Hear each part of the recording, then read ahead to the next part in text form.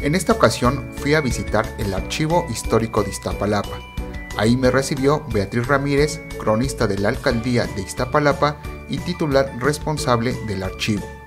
Beatriz nos platicó la historia de Iztapalapa, sus tradiciones, su gastronomía y por supuesto hablamos de sus museos, sus recintos culturales y de su archivo histórico.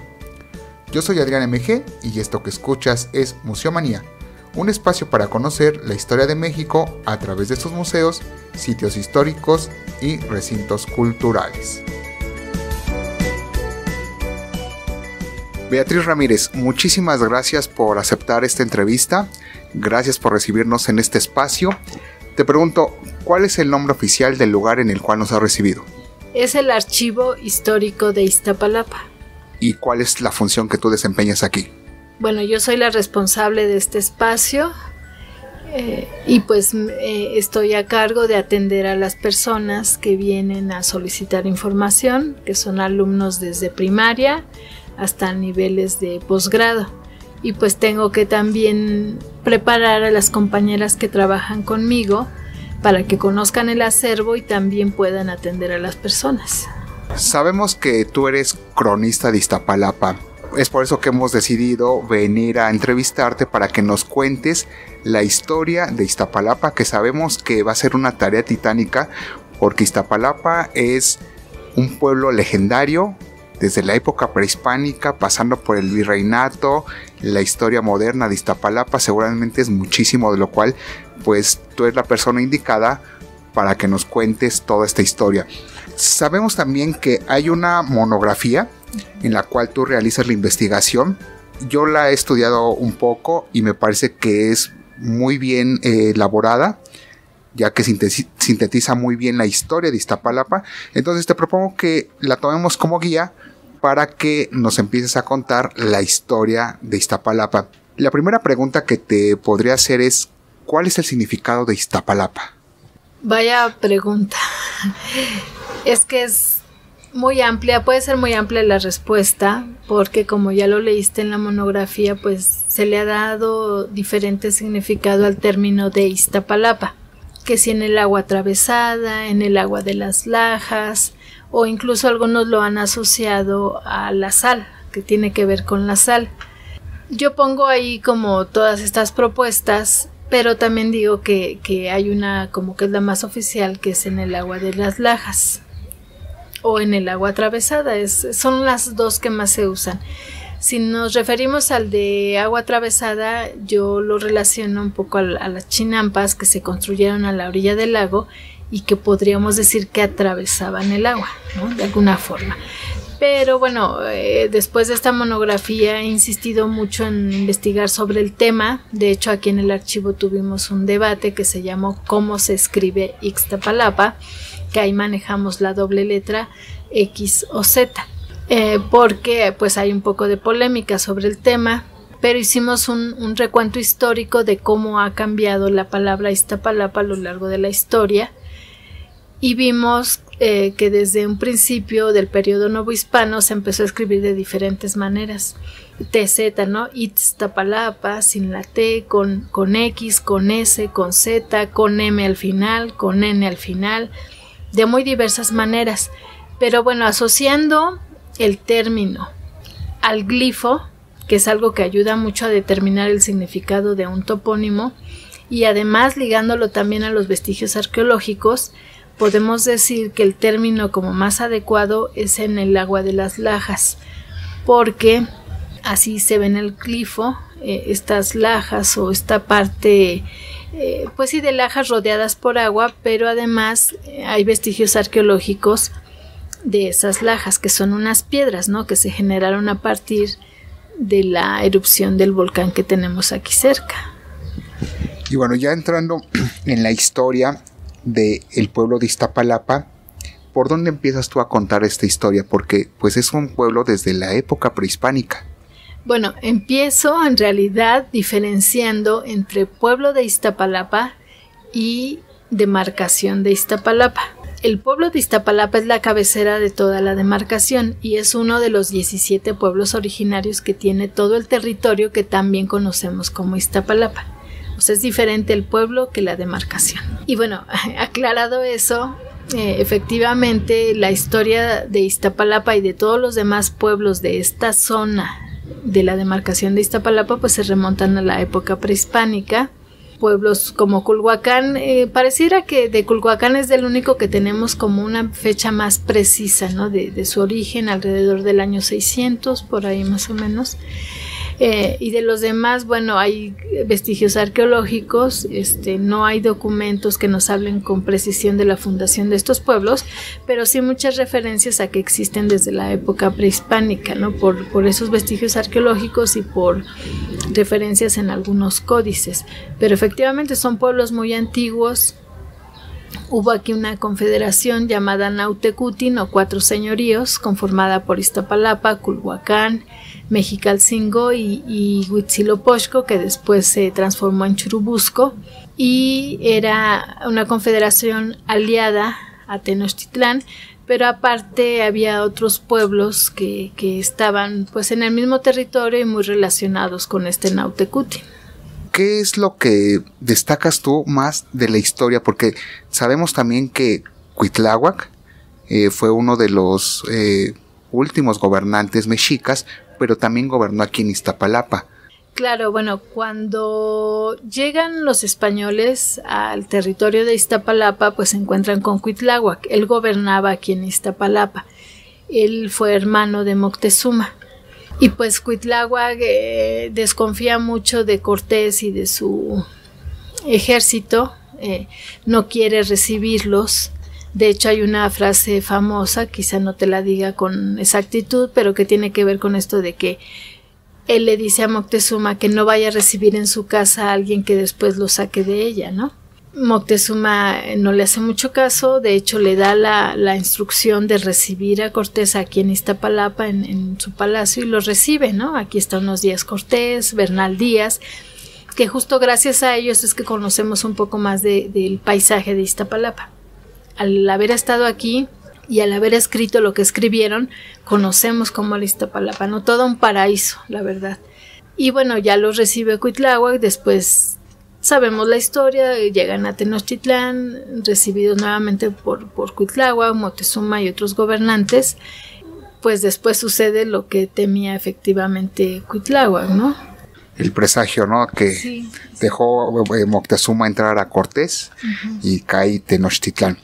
Beatriz, aquí en Iztapalapa es muy famoso el Cerro de la Estrella, que también tiene otro nombre de origen náhuatl.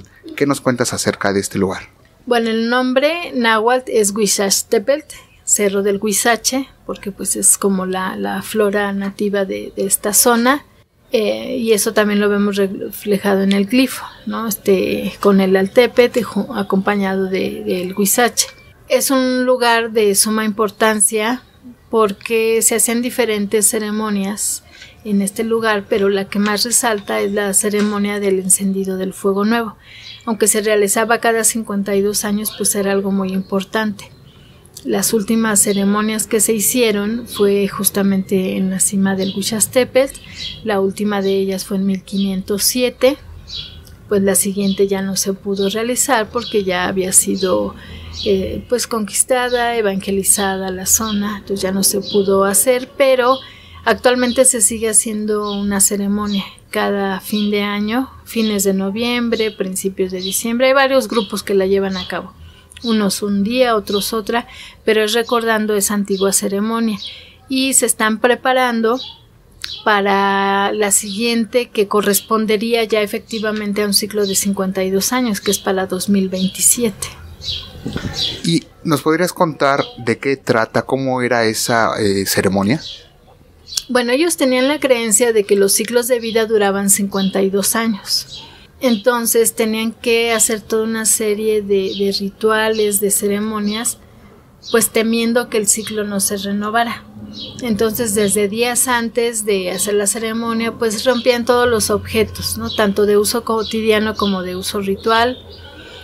A las mujeres las ocultaban y les ponían a las mujeres embarazadas, ¿no? Sobre todo, y les ponían una máscara de penca de maguey, porque si no lo hacían y si no se renovaba el ciclo, pues creían que se iban a convertir en fieras, llamada Tzinimes, y que ellas iban a devorar a toda la humanidad.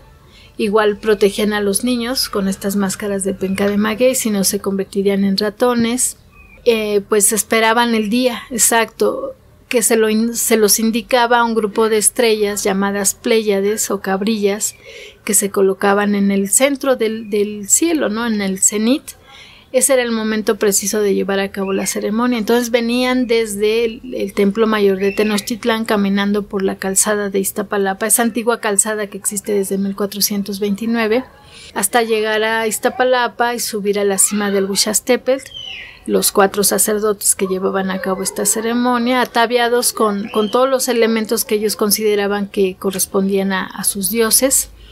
Y ya en la cima, bueno, había un cautivo de guerra al cual pues ahí mantenían para después de que frotaban unos palos de fuego llamados mamalhuastli, que de ahí surgía una flama, pues colocaban esa flama al fuego en un brasero ceremonial, y ahí también lanzaban el corazón del cautivo, le abrían el pecho estando vivo todavía, y bueno, lanzaban el corazón como una ofrenda de agradecimiento a los dioses por el nuevo ciclo de vida que les estaban otorgando. Y después pues encendían de ese fuego unos atados de 52 varas o carrizos cada uno de los sacerdotes, y bajaban nuevamente del Huixastepetl hasta llegar al templo mayor y encender ahí el fuego. Algo que me faltó decir como de lo previo al encendido del fuego es que justamente tenían que apagar el fuego de todos los templos, de todas las casas, de cualquier lugar. O sea, imagínate ese día en completa oscuridad, ¿no?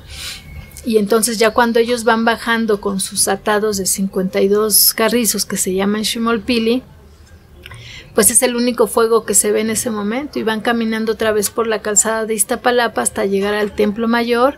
Ahí lo encienden primero y de ahí empieza a repartirse el fuego a los demás templos y palacios y casas de toda la Cuenca de México, y viene una serie de ceremonias y de festejos pues de gusto, de contento, porque se iniciaba un nuevo ciclo de vida de 52 años. Qué ritual tan interesante nos has contado.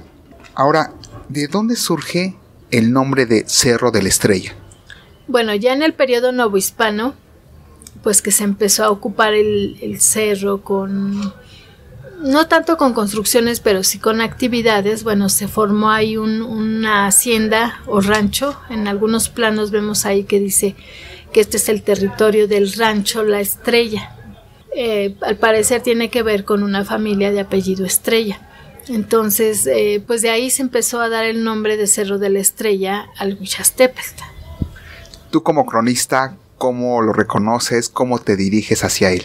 Normalmente digo Huixastepetl, ¿no? Conservo el nombre náhuatl, pero pues cuando se trata de que la gente me entienda, si no saben a qué me refiero, pues sí tengo que aclarar que es el Cerro de la Estrella.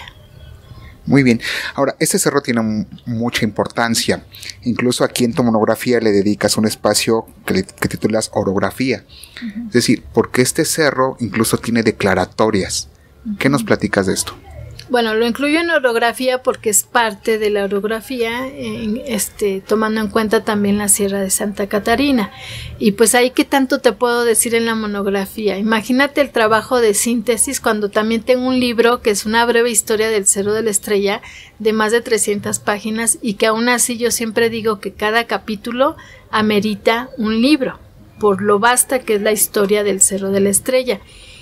Y pues sí, es muy importante este lugar por muchísimas razones, ¿no? Porque continúa con esta ritualidad, no solo recordando lo de la ceremonia del fuego nuevo, sino también por otros rituales que se hacen en las cuevas. Hay varias cuevas en el cerro donde hay estos rituales a la naturaleza, a la naturaleza, o incluso hay como rituales católicos, pero también a la Santa Muerte. Encuentras ahí muchas cosas, pero no sé si me desvié de la pregunta o voy bien. No, porque estamos hablando del Cerro de la Estrella y la importancia que tiene una declaratoria como parque nacional, pero según me he enterado que ha sido invadido de manera, no sé si clandestina, pero sí afecta al cerro.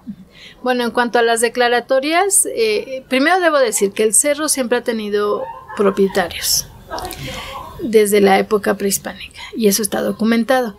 Como te decía, ya en la época novohispana, pues fueron otros los dueños y se hizo el Rancho La Estrella y hubo otros dueños, aún sin ocupar mucho el cerro. En 1938, o sea, bastante tiempo después, hay una declaratoria de Parque Nacional Cerro de la Estrella, con una extensión de 1,100 hectáreas. Se supone que esto implicaba que el cerro ya se iba a quedar así, como un parque nacional y que no se podía construir y que no se podía vender.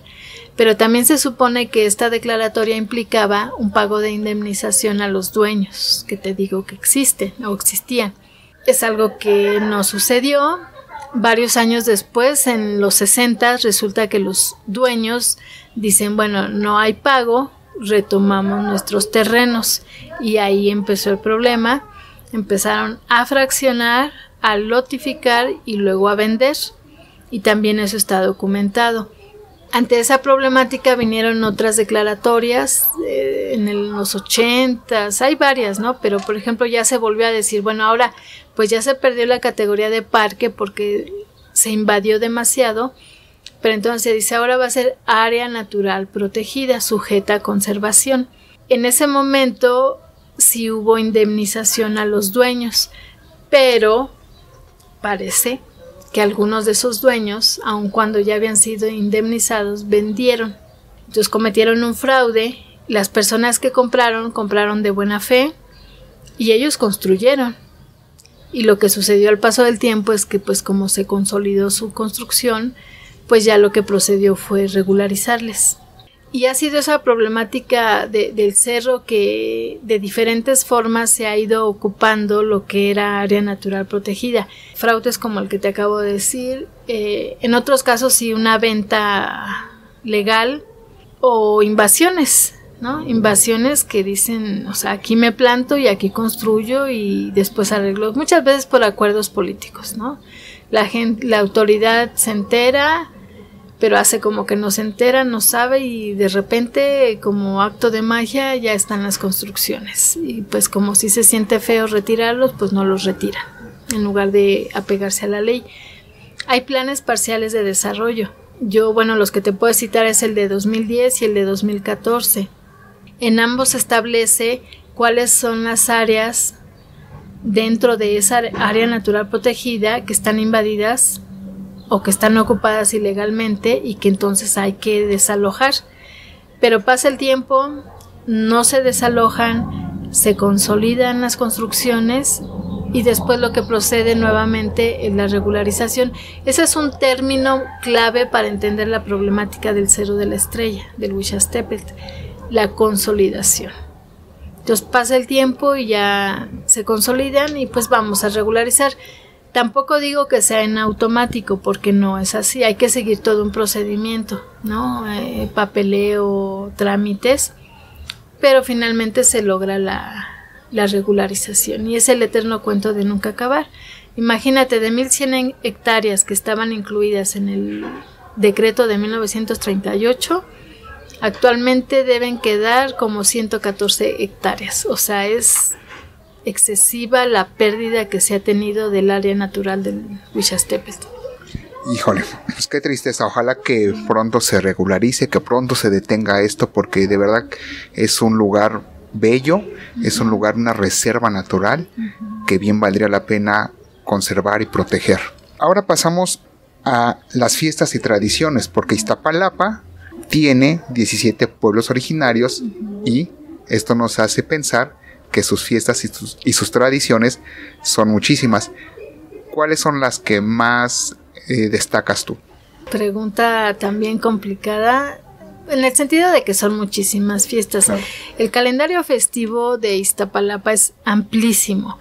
Tú podrías decir, bueno, son 17 pueblos originarios. Bueno, sí, son 17 fiestas patronales, ¿no? Ajá.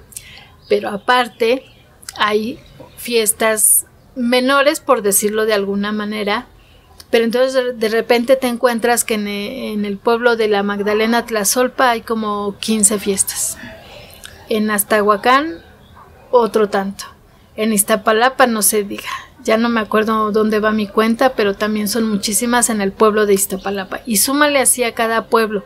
Pero no solo son los pueblos, porque ahora resulta que las colonias cercanas a los pueblos como que se contagian un poco de ese carácter festivo tradicional y también ya tienen sus fiestas. Ejemplos, Leyes de Reforma, la Unidad Vicente Guerrero, se me fueron ahorita los nombres, en Tenorios, ¿no? Que son nuevos asentamientos, pero que tienen sus fiestas. Quizá no con la mecánica de los pueblos originarios, en el sentido de que no hay mayordomías, pero tienen sus fiestas de cualquier forma y son fiestas en grande. Entonces, sumando, tenemos ahorita contabilizadas alrededor de unas 380 fiestas. Porque a eso, bueno, estamos integrando también carnavales, que ahorita estamos en pleno mes de carnavales en Iztapalapa. Estaríamos agregando como calendario festivo las representaciones de la Pasión y Muerte de Cristo, que bueno, la más famosa es la de los 8 barrios de Iztapalapa, pero hay varias más que se realizan y también muy en grande. ¿Qué más diríamos? Los carnavales, las representaciones y bueno, te digo, todo un calendario festivo, las peregrinaciones que se hacen a otros estados, las que se hacen dentro del mismo territorio de la demarcación. O sea, es muy vasto el calendario festivo de Iztapalapa. Una de las tradiciones más representativas de Iztapalapa, sobre todo en los últimos años, ha sido la representación de Semana Santa, que es la crucifixión de Cristo, que precisamente se lleva a cabo en el Cerro de la Estrella. ¿Qué nos cuentas de esto? Bueno, efectivamente es la de los 8 barrios, es la más antigua.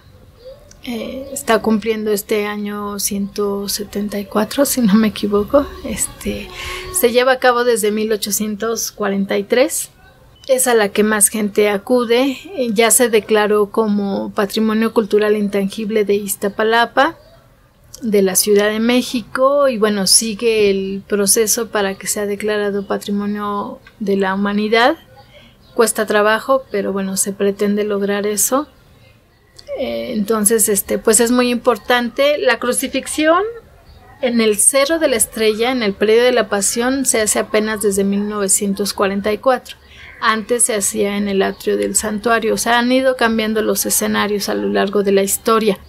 Y como te decía, hay otras representaciones, ¿no? En Santiago Acahualtepec, en Santa Marta Catitla, parece que en Santa María Aztahuacán ya no se realiza, en la Magdalena Tlazolpasí, en la Unidad Habitacional Vicente Guerrero, en la colonia Tenorios, hasta en mi colonia, Guadalupe del Moral.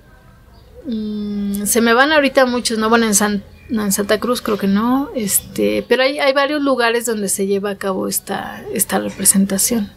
Hablando de Iztapalapa, su gastronomía también es muy característica, debido a que en un tiempo fue una zona de chinampas.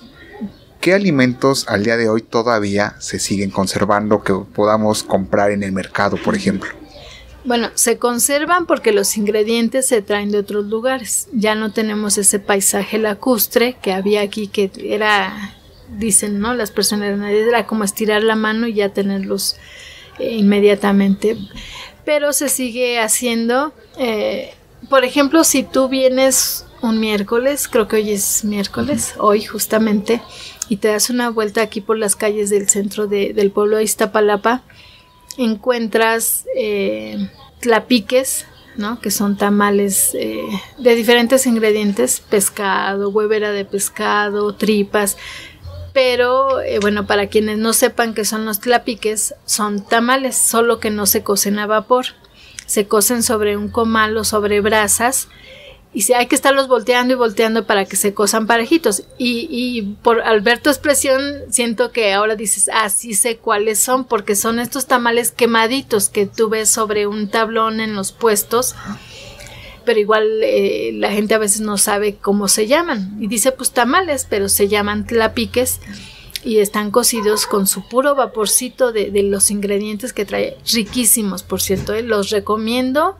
Con el señor Ricardo, que se pone enfrente del auditorio Quetzalcóatl, vende de pescado o de espinazo, de tripa, de verdad deliciosos. O sea, no sé ni cómo describirlos, son riquísimos, ¿no? Tú lo acompañas con un arroz, una sopita de arroz bien hecha, bien rica, y es un platillo completo y delicioso. Él vende los miércoles y vende los días domingo también. Entonces, muy recomendable ese platillo. Pero aparte, bueno, encuentras por ahí los puestos de charales, muchas hierbas, ¿no? Quelites, algo bien importante, las tortitas de aguautle.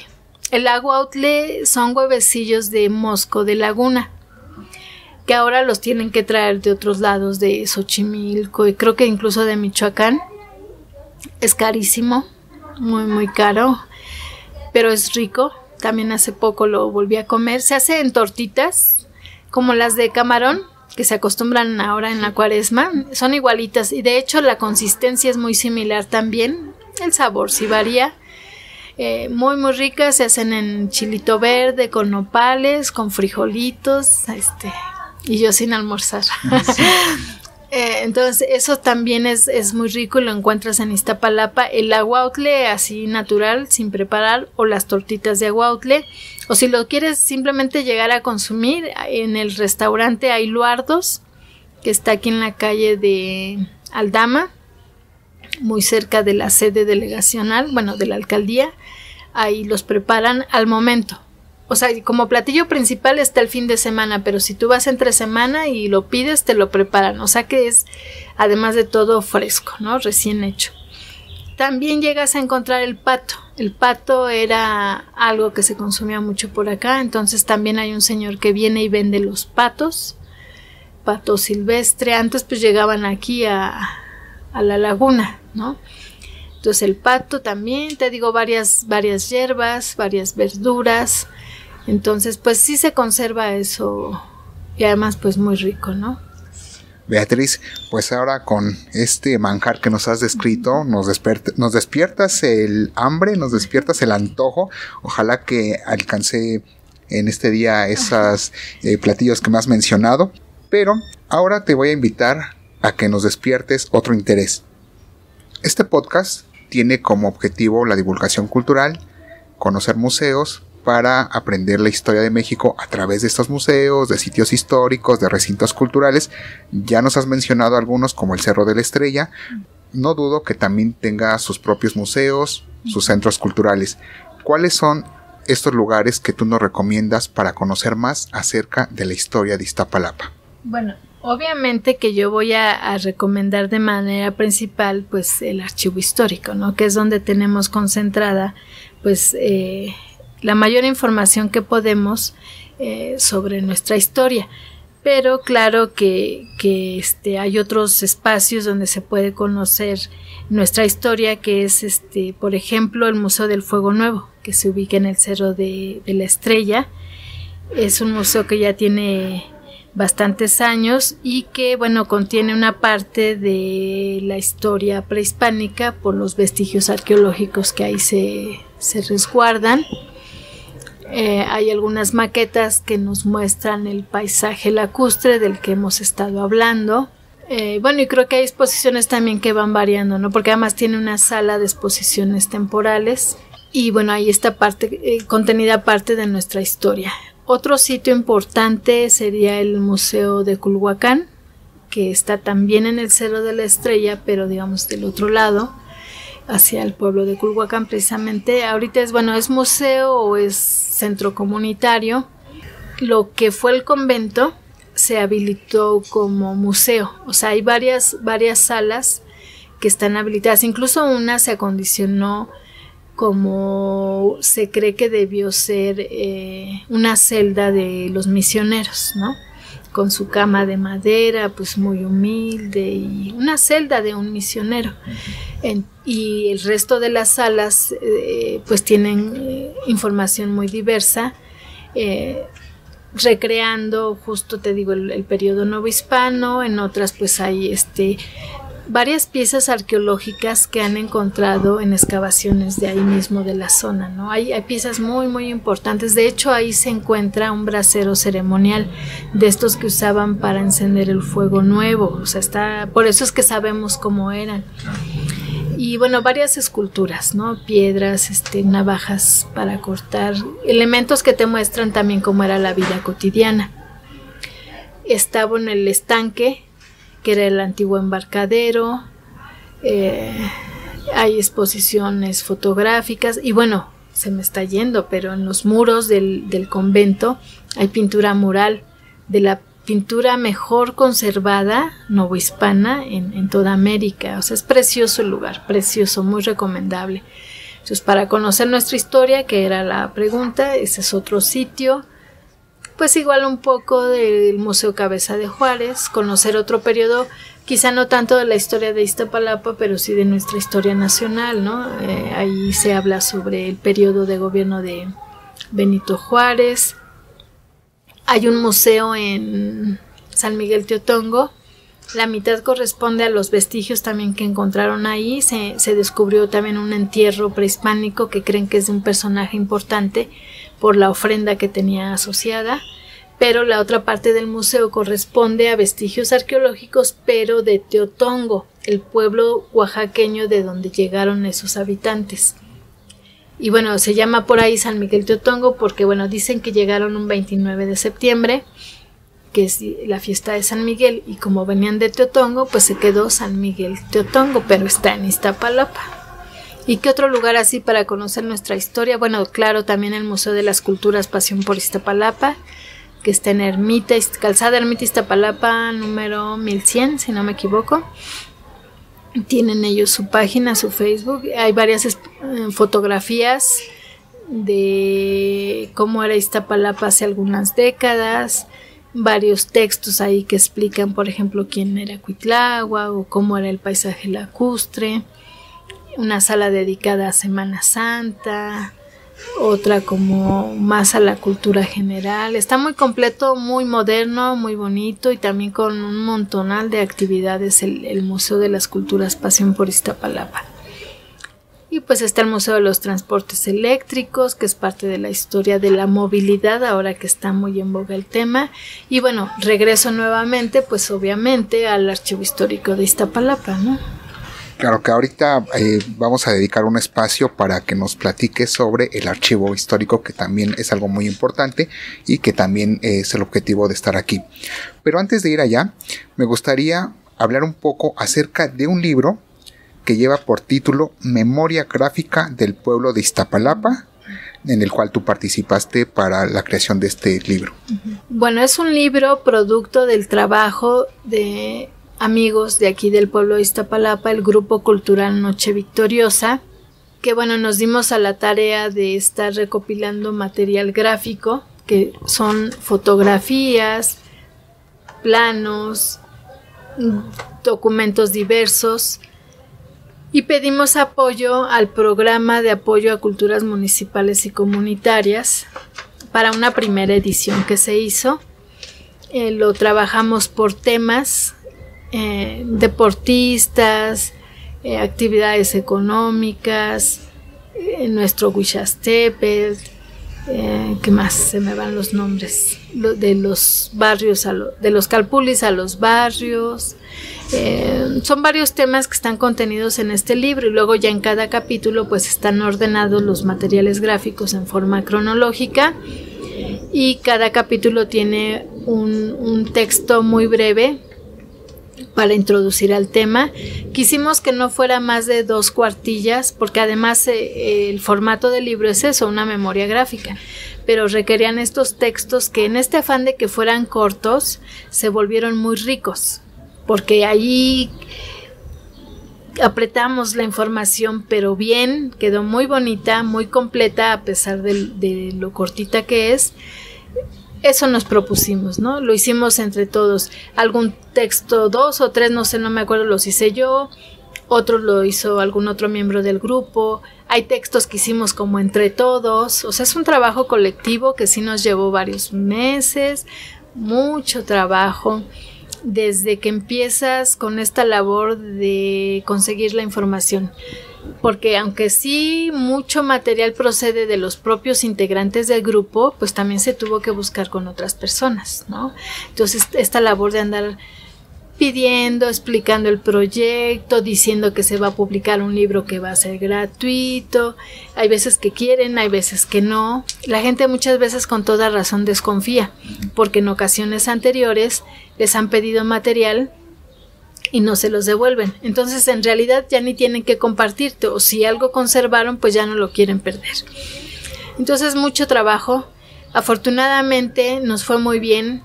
Cumplimos el objetivo con PACMIC, aun cuando PACMIC, bueno, nos dio el dinero, el máximo que daban en ese momento, pero el costo del libro fue más del doble de lo que ellos dieron. Entonces no sabes cuántas cosas tuvimos que hacer para poder completar la suma total y de todos modos regalar el libro.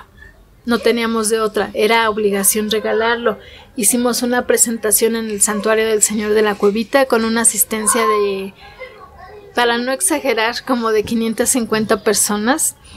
Ese día todavía no estuvo listo el libro, solamente llegaron como 25 libros, entonces fue un lío, un compromiso, un aprieto ahí ese día, porque previendo que no iban a llegar, hicimos listas de los asistentes. Imagínate 550 personas en listas, pero teníamos que hacerlo. Entonces, al azar, poniendo el dedo sobre algún nombre, decíamos, a ver, X, te toca el libro hoy, ¿no? Después, no se preocupen, todos los que están en lista podrán recoger su libro a partir de tal día en la famosa Quinta Rosita, que es un espacio cultural para nosotros acá. Es una casa particular, pero nos la prestan para eventos. Y ahí se estuvo entregando el libro, hasta que se terminaron los 1000 libros. De hecho, también se han entregado a escuelas. Como se terminaron los libros y la gente seguía pidiendo el libro, decidimos hacer una segunda edición, pero pues obviamente ya con nuestros recursos. Por eso es que ahora el libro se vende, porque ya fue una edición a la que le quitamos los logos, porque ya no era institucional.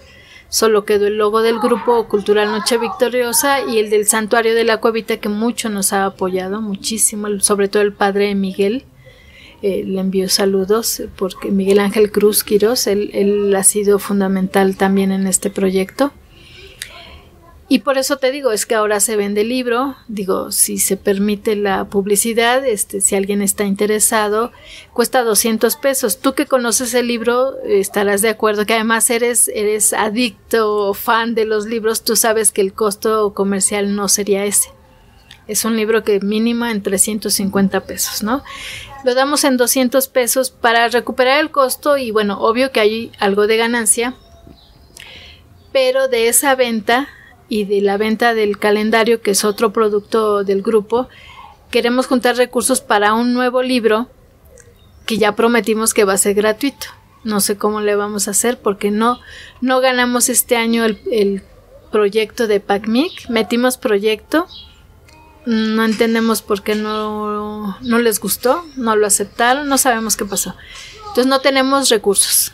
Lo poquito que tenemos es de justo de la venta del libro, de los que todavía quedan, y del calendario 2019.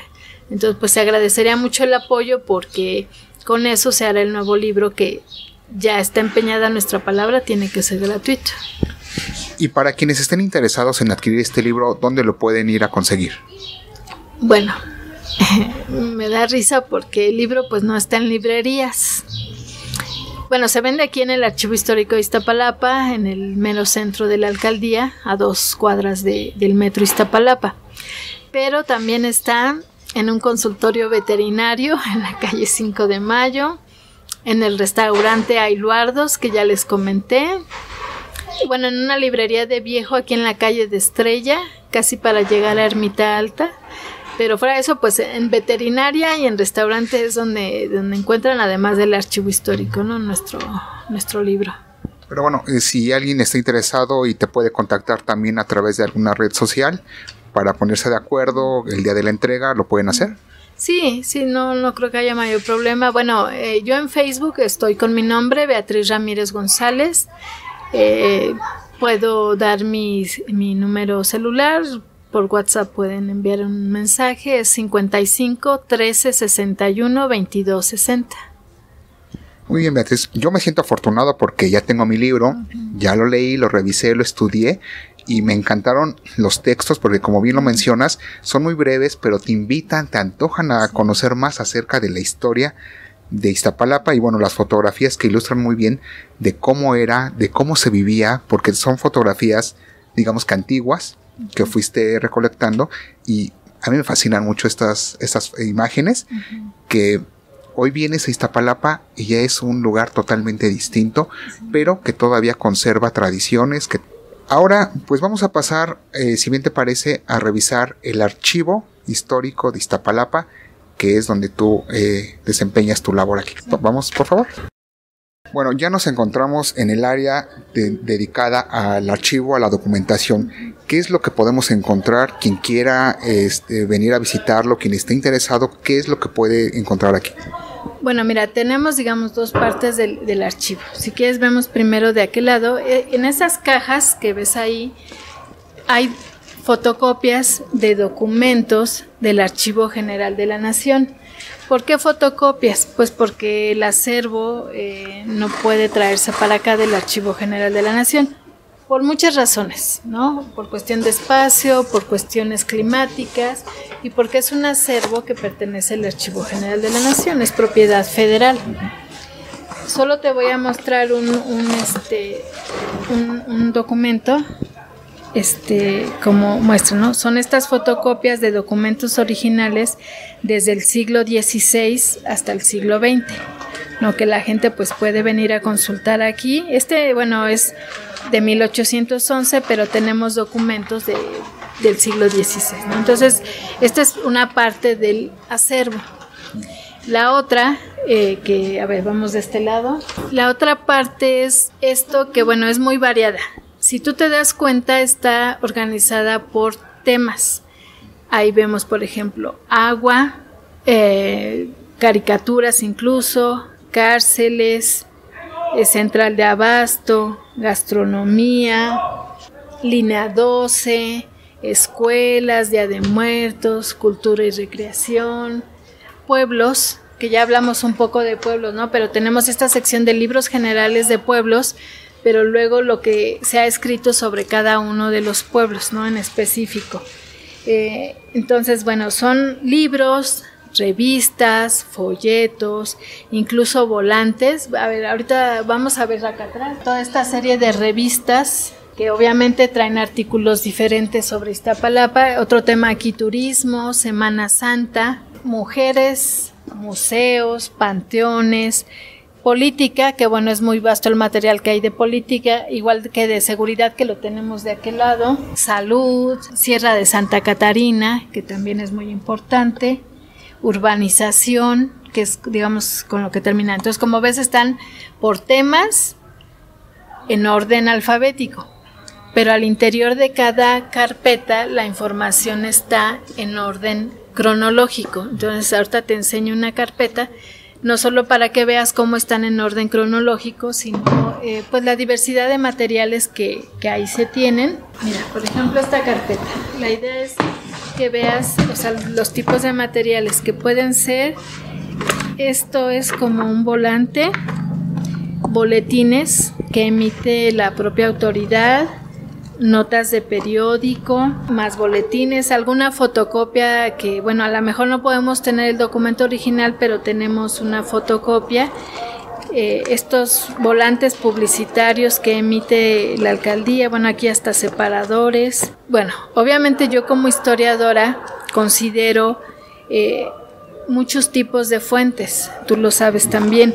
Si yo veo, por ejemplo, una marcha que va pasando por aquí, que viene a manifestar algo a la alcaldía, a hacer un reclamo y traen volantes, pues yo voy y pido uno, porque es la versión de ellos, que se va a contraponer con la posición oficial. Entonces todo eso va para acá. Aquí no creas que yo nada más resguardo información oficial, para nada. Por eso están las notas de periódico, reportajes que a veces son de ataque, sí debo decirlo, a la autoridad, pero eso es parte de nuestra historia. Aquí no puedo tener yo una actitud imparcial. Todas las fuentes entran. Además, pues obviamente las fotografías, videos documentales, la serie de planos que tenemos en la parte de arriba, de diferentes épocas, y pues todo lo que se te pueda ocurrir que sea una fuente histórica. Obviamente también los testimonios orales que vamos resguardando en videos. Tenemos pues nuestro acervo digital, apenas se está preparando porque en 9 años que va a cumplir el archivo nunca habíamos tenido computadora, ¿lo puedes creer? Pero ya la tenemos, ya la licenciada Clara nos mandó una computadora y se tiene que vaciar ahí mucha información digital que también es muy vasta, que hemos recopilado durante muchos años. Entonces bueno, aquí se atienden a alumnos de cualquier grado y a cualquier persona que esté interesada en conocer un poco más sobre Iztapalapa.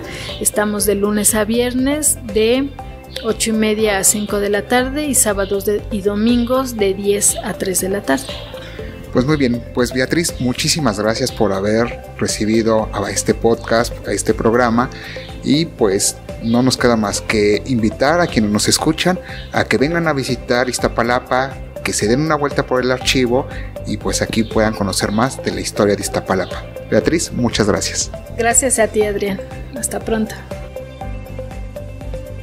No te olvides seguirnos en nuestras redes sociales, nos encuentras como museomanía.mx, suscríbete a nuestro canal de YouTube y apóyame compartiendo este programa.